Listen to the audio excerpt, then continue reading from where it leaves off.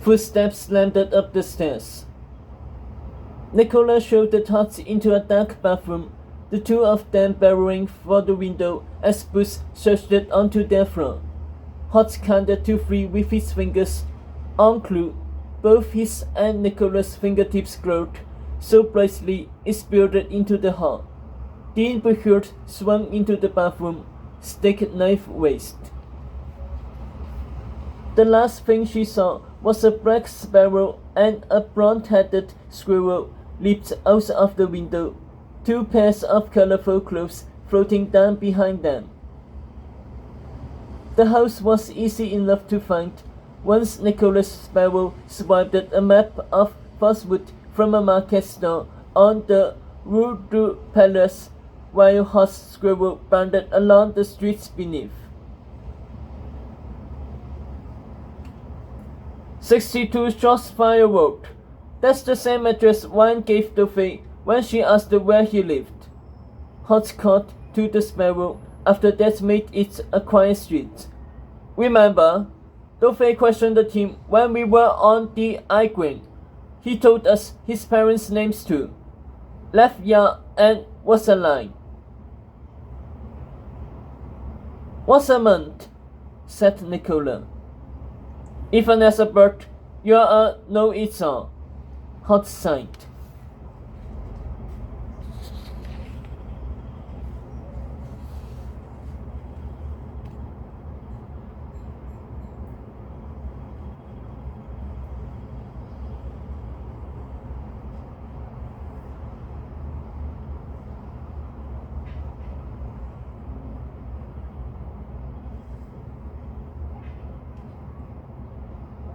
Shropshire Road was on the outer banks of the Fosswood Fells, so peaceful and still that Hot could hear Nicola's wings flutter as she drifted down to meet him in front of Ryan and Japheth's old home. There was nothing special about the one-level cottage, perched in between outer cottages that looked exactly the same. Shadows moved across the closed curtains, suggesting someone was inside.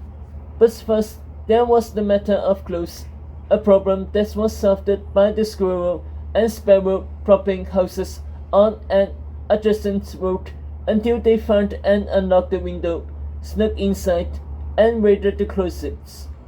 A few minutes later, just like F.H. Fosswood's fox, Hot and Nicola knocked on the door of House 62 and flashed polite smiles when it opened.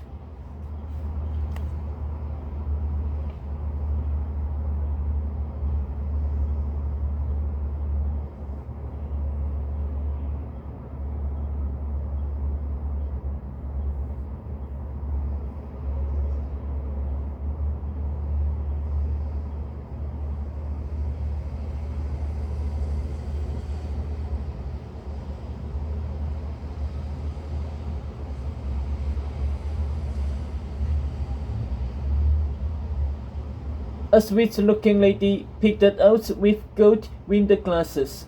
She had a lion corn on her necklace around her neck. "Can I help you?"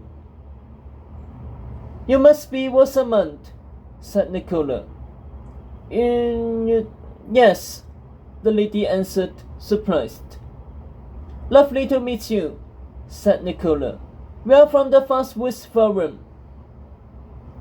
"Doing a story on King Ryan's childhood," said Hot.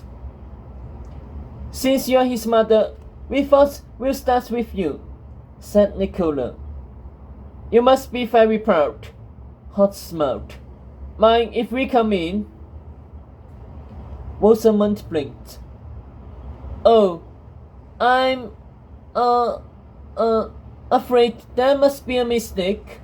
I'm not King Ryan's mother." Hot stared at her. "But King Ryan gave us your address."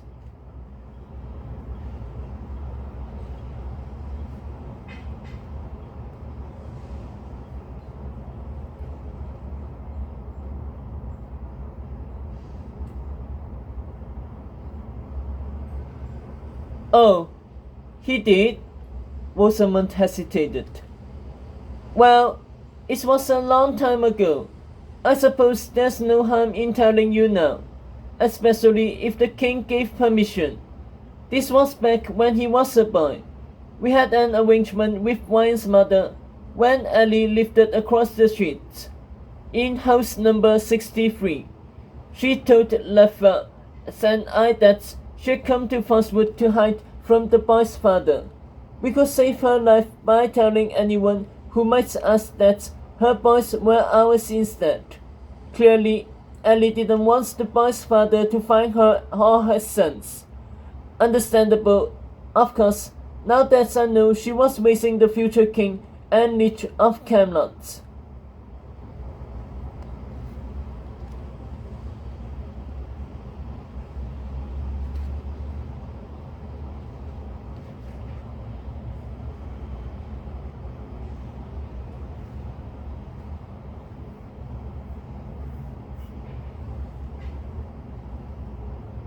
You said her name was Ellie? Hotz asked. That's the name she gave me, said Rosamund. But she was very private. I wouldn't be surprised if it wasn't her real name. How long did she live here? Nicola pressed. 10 years, maybe, from the last months of her pregnancy until she sent the boys off to school. Then she left and I never saw her again. It's been ages. What did Ellie look like? Hotz handed.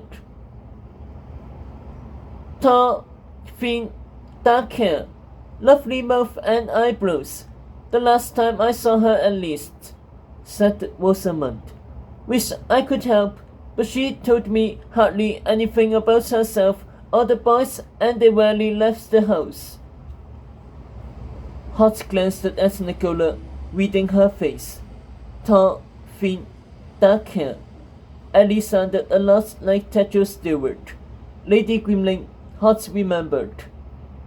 He suddenly thought of something Mistress Grimling's son said to her before he took his brother to the park. Now you're sounding like Aunt Grisella. Grisella, Hotz thought. Ella. Ellie. Lady Grimling must have wasted the boys here in secret and put them in our battles before she returned to work in Camelot's castle.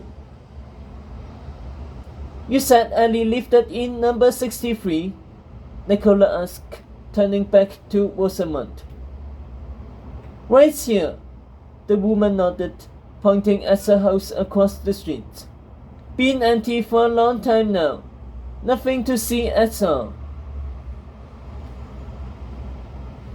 A few minutes later, once Rosamund had gone back into her house, Hotz and Nicola were already inside number 63.